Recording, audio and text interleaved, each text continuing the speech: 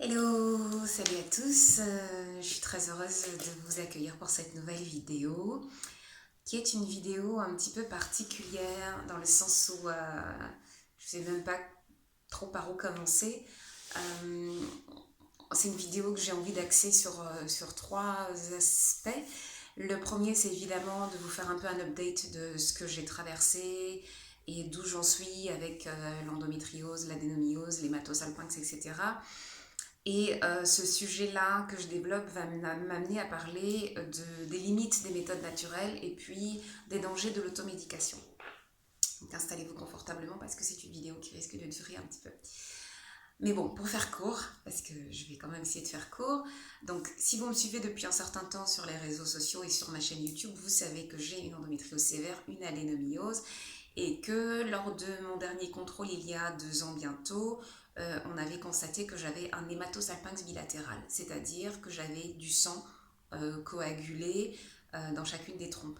Et ma gynéco de l'époque m'avait dit qu'il ne fallait pas rester avec ce sang dans les trompes pour 2 raisons. La première, c'est que ça pouvait expliquer pourquoi mes FIV avaient échoué, que ce sang toxique, en fait, en s'écoulant par le vagin, pouvait contaminer l'embryon et empêcher l'anidation.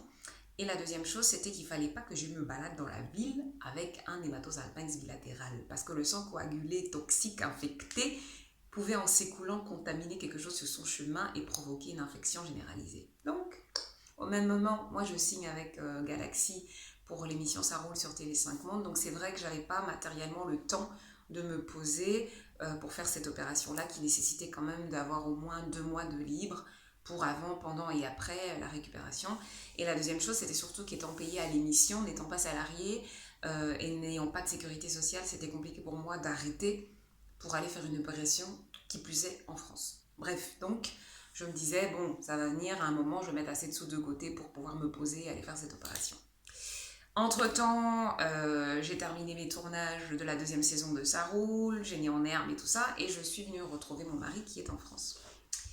Et on est allé faire une brocante il y a quelques temps de cela, et en revenant, je me sentais un peu patraque.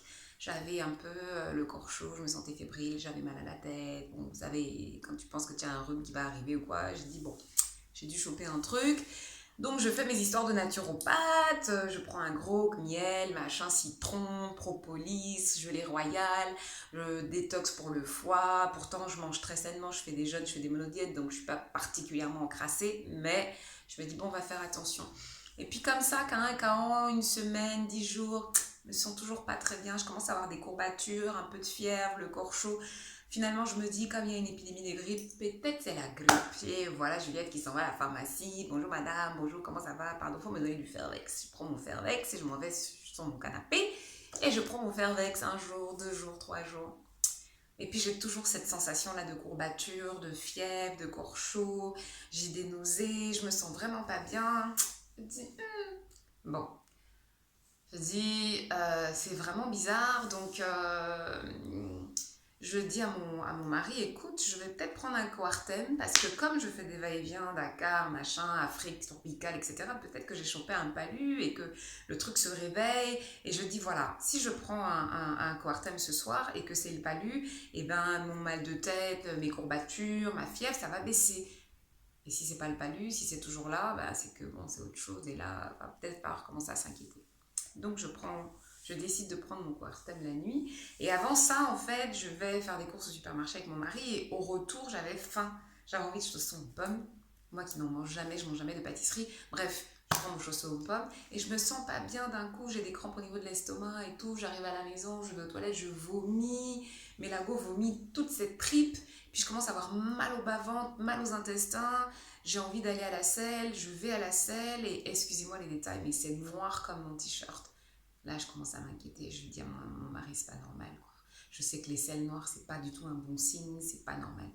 Et là, en l'espace d'une demi-heure, j'ai ma douleur, j'avais une grosse courbature au niveau de l'arrière du dos qui remonte jusqu'à l'omoplate, qui commence à prendre devant et j'arrive plus à respirer. Et là, j'ai tellement mal qu'en fait, quand je respire profondément, je peux pas, j'ai mal. Donc je suis en train de respirer par à coup et je me dis mais ça va pas. Et là, vomissement, diarrhée, j'arrive pas à respirer, je me dis non, c'est pas possible. Donc on appelle le SAMU, il y a une ambulance qui arrive, on m'amène à l'hôpital et moi je me dis mais c'est quoi, je comprends pas ce qui m'arrive, c'est qu'est-ce que c'est que ça, quoi? Donc on me demande ce qui s'est passé, est-ce qu'il y a eu des fièvres, des nausées, des vomissements, des diarrhées, j'explique. Donc on est en France, hein, il y a des prises de sang, sel, urine, prélèvement, scanner. Donc 2 heures plus tard, on vient me dire que je suis en état de choc septique. Elle dit quoi? Tu dis quoi? Non, monsieur, attendez. Non, non, non, madame, on a fait une prise de sang, vos globules blancs, ils se sont envolés, vous avez un taux de je sais pas trop quoi, machin, il y a une infection généralisée, et le scanner montre que vous avez un abcès pelvien. Là, j'ai un bug de 10 secondes avant que l'information monte à mon cerveau. Donc j'entends abcès pelvien. Moi, il m'a dit abcès pelvien, pelvien, pelvis, périnée, pubis. Je comprends pas ce qu'il me dit. Il me dit infection généralisée, choc septique. J'ai dit attends. Moi, j'ai pas fait médecine, il faut m'expliquer. J'ai dit infection généralisée, ça veut dire quoi? Il me dit vous avez fait, il y a un abcès que vous avez au niveau du pelvis, ok, qui est purulent. Le pus est déversé dans le péritoine. Vous avez fait une pelvipéritonite qui s'est transformée en septicémie. Ça, c'est le deuxième stade de l'infection, enfin le premier. Ensuite, il y a le sepsis sévère et là, vous êtes en état de choc septique. La douleur que vous avez dans les poumons, dans le dos, là, c'est parce que vos poumons commencent à lâcher.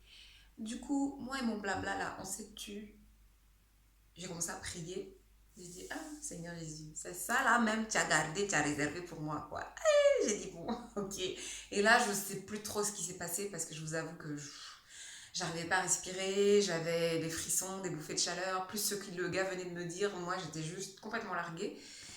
Donc, le chef de service arrive et il décide de m'évacuer, parce que je suis dans un petit hôpital de Château-Thierry, il décide de m'évacuer au CHU de Reims en décidant qu'ils ne peuvent pas prendre mon cas en charge.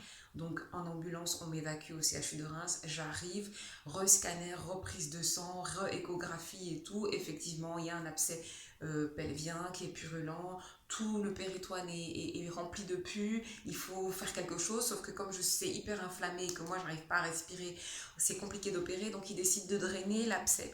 Donc anesthésie générale, je vais au bloc, on draine l'abcès, je me réveille, j'ai des douleurs, j'ai mal partout, on me donne de la morphine, j'arrive pas à respirer, ça va pas du tout. Le lendemain, re-anesthésie générale, là ils décident de faire une célioscopie, donc ils font 3 petits points, ils ouvrent, ils mettent leurs instruments.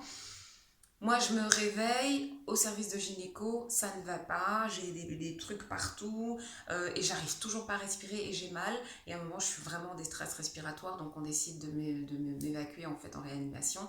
Et là, je passe presque, je sais plus si c'est une semaine ou 10 jours, en tout cas, sous assistance respiratoire avec de l'oxygène, de l'air chaud là dans le nez, électrocardiogramme, enfin surveillance cardiaque, 50 personnes autour de moi, à un moment on me tape sur la table, sur la joue, Madame Mérès, restez avec moi. Mais je me croyais dans urgence quoi.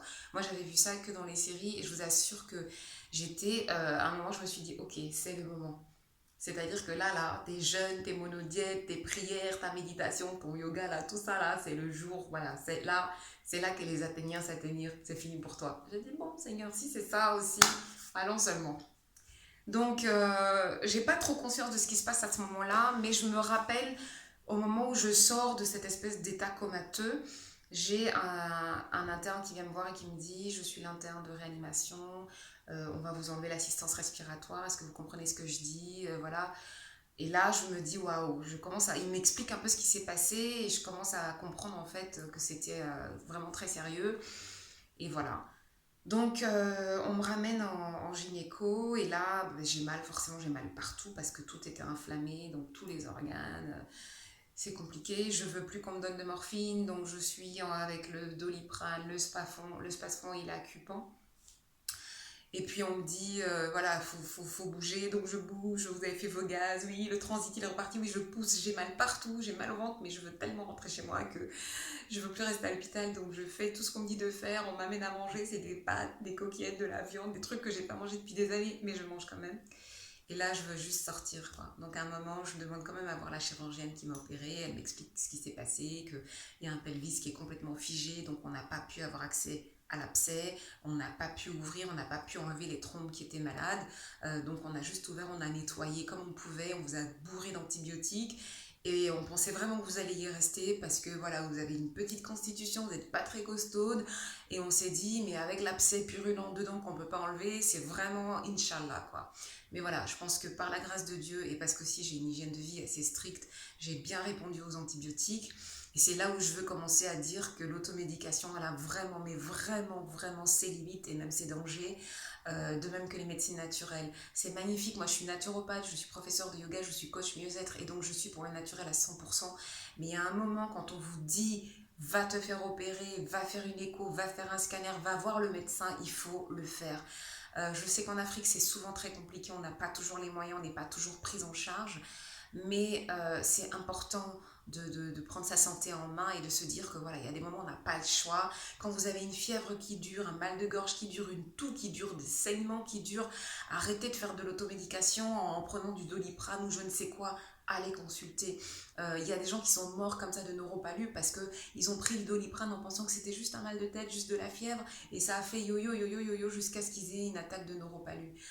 C'est pareil, on a un kyste, on a ci, on a ça, n'attendez pas d'avoir une torsion de l'ovaire ou de faire une fausse couche ou une grossesse extra-utérine juste parce que vous vous êtes dit non, la douleur ça va passer, je prends des anti-inflammatoires. C'est vraiment important d'être à l'écoute de son corps. Pareil pour la médecine naturelle, les médecines alternatives, les tisanes, la phytothérapie, l'homéopathie, les massages, l'hypnose, la relaxation, le yoga, les jeûnes, les monodiètes, tout ça c'est très bien. Mais ça aussi, c'est limite. Il y a un moment, la médecine traditionnelle, moderne, est obligée de prendre le relais. Moi, je sais que voilà, si j'avais pas été à l'hôpital, si on m'avait pas fait cette célioscopie, si on m'avait pas bourré d'antibiotiques, aujourd'hui, je serais plus là pour en parler. Donc ça, c'est vraiment important. La médecine naturelle, l'automédication a ses limites et ses dangers. Il y a un moment, il faut consulter. Voilà. Je ferai une autre vidéo pour parler plus spécifiquement de la septicémie, du choc septique, du sepsis sévère, expliquer un peu c'est quoi les symptômes et puis surtout comment est-ce qu'on se remet de ça parce qu'on vous laisse partir comme ça à la maison, on vous dit pas qu'il peut y avoir des séquelles neurologiques, neuromusculaires, physiques. Il faut vraiment faire très attention à comment vous allez vous soigner et refaire repartir, régénérer un peu votre foie, vos intestins parce qu'on vous a vraiment mis la dose d'antibiotiques. Et puis comment aussi, quand on a comme ça eu des chocs au niveau des organes, avec une détresse respiratoire, comment essayer de faire repartir les poumons avec du yoga, avec des exercices de respiration. Donc je reviendrai un petit peu sur tout ça. Donc là, j'ai eu la chance d'avoir un rendez-vous très rapide avec un docteur qui s'appelle le docteur Sauvanet, qui se trouve dans le 14e arrondissement à Paris, à l'hôpital Saint-Joseph, qui est un pôle destiné, consacré à l'endométriose. Donc j'ai rendez-vous très bientôt, je vous ferai une vidéo pour vous raconter un peu comment ça s'est passé et lui va me dire un petit peu qu'est-ce qu'on peut faire dans mon cas, est-ce qu'on peut opérer, est-ce qu'on peut nettoyer, est-ce qu'on peut enlever les adhérences et libérer les trompes et les ovaires, voilà, qu'est-ce qu'il y a lieu de faire, est-ce qu'il faut faire une hystérectomie, est-ce que voilà, parce que je vous avoue que je suis un petit peu dépassée par la situation, donc voilà, pour l'instant j'essaie de faire vraiment attention à ma santé, de faire attention à ce que je mange et voilà, j'ai vraiment hâte d'avoir ce rendez-vous là pour un peu savoir quelle orientation donner à tout ça. Encore une fois, prenez soin de vous. N'oubliez pas que l'automédication a ses limites, que les médecines naturelles aussi ont leurs limites. Et que parfois il vaut mieux consulter, il vaut mieux payer pour consulter, pour avoir un bon diagnostic et pouvoir prendre en charge un cas médical assez rapidement pour éviter le pire. Voilà, je vous remercie encore de me suivre. Je vous embrasse tous très très fort. Je vous rappelle aussi que je ferai une vidéo sur mes 10 jours de jeûne et tous les bienfaits que ça m'a apporté parce que vous êtes très nombreux à me poser des questions. Je ferai une vidéo là-dessus. Ne vous inquiétez pas, prenez soin de vous et je vous dis à très bientôt.